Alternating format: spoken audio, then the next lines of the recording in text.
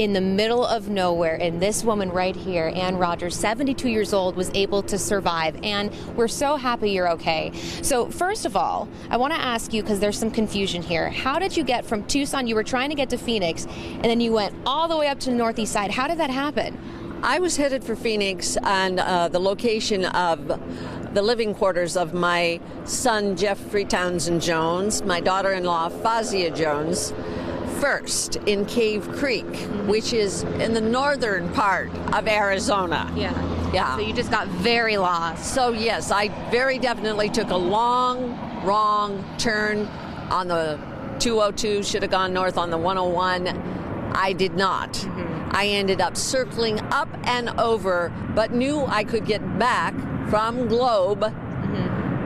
Took another wrong turn that took me to the place I ended up near Sibicu. Okay, you ran out of gas, you had a hybrid vehicle that ran out of charge, but you were able to stay in your car for how many days before venturing off? I stayed because I arrived where the electric shut down on my vehicle, the Ford Fusion, at sundown. I stayed that night in the vehicle.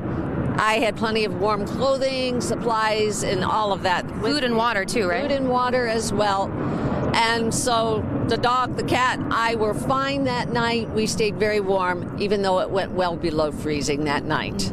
Okay, so when did you decide that you wanted to go off and venture off into the wilderness there? I hiked actually the next day with the dog up to the top of a mesa to try and get cell phone communication again. There was nothing.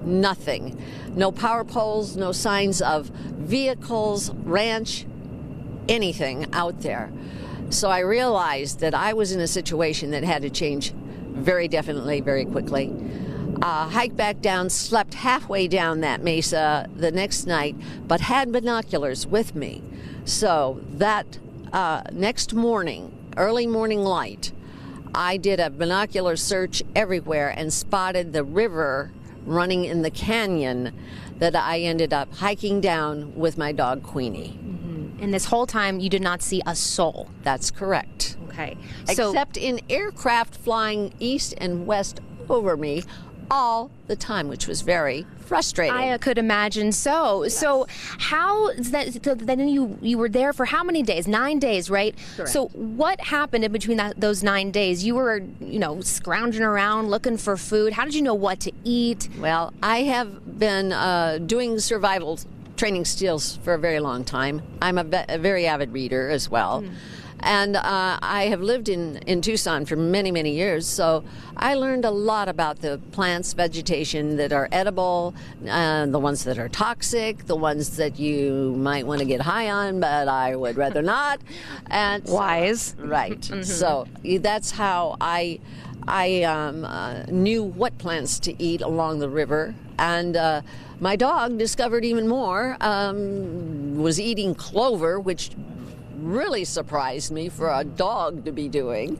But she'd chomp it on down, and then she'd run off and find something else to chomp on. So she was quite the forager. And yes. Queenie, your dog, that's correct. She helped you throughout this whole ordeal, didn't she? She absolutely did. She is, I call her Queenie Pathfinder because of her long legs and her inquisitive nose, etc. She found the right game trails or cow path for us to follow through the sticky brush and all of the trees and such along the river side. So, yes. At what point did you make that help sign? I made that, I think that was the 5th day out. Yes. That's when we found the caribou, the elk. I'm used to being up in Colorado where there are caribou. Sure.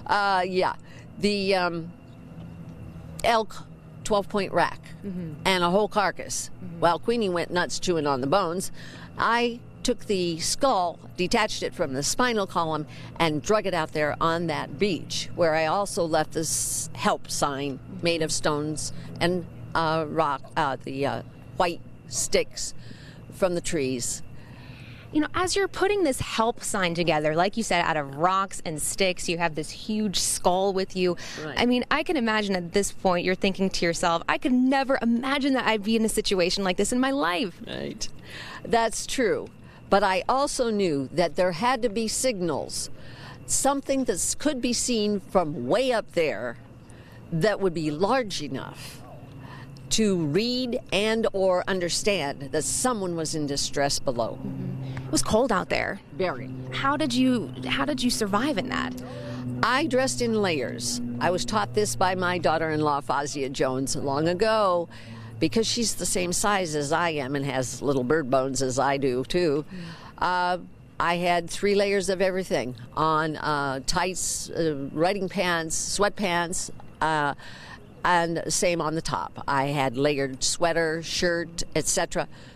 And my final jacket was lined with mylar, parka, actually, with fur collar and all of that, and little mitts that came out of the sleeves. So I could be warm enough. And these were the boots. Look at those. Which are scarred, burned from the campfire, etc., but they kept me warm the entire time. So lastly, just tell me about that moment when you realized you were finally safe and rescued. I was so happy. I had my red carry bag with my docks in it. I took the docks out and I started waving that bag in every direction, jumping up and down, and yeah, I was hollering like they could hear me.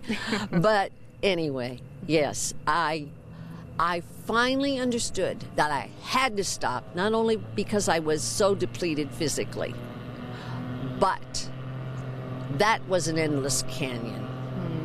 I had to stop, and the location had a wide sandstone ledge area as well as a grassy meadow place where a smaller helicopter could land.